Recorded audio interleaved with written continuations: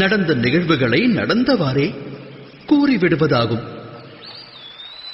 ஆனால் சில நேரங்களில் அவ்வாறு உண்மையை உரைக்கும் போதும் பயம் ஆட்கொள்ளும்.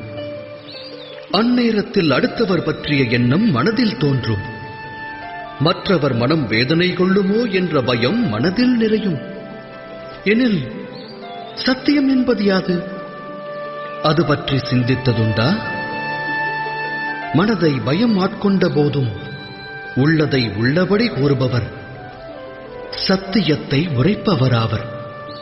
தெளிவாகச் சொன்னால் சத்தியம் என்பது வேறெதுவும் அல்ல, அது தைரியத்தின் மறுவடிவமாகும். தைரியம் கொள்வதற்கு காலம் முக்கியமல்ல. தைரியம் என்பது ஆத்மாவின் சுபாவமாக வேண்டும். அதாவது அனுக்ஷணமும் சத்தியத்தை உரைக்கும் க்ஷணமாக வேண்டும்.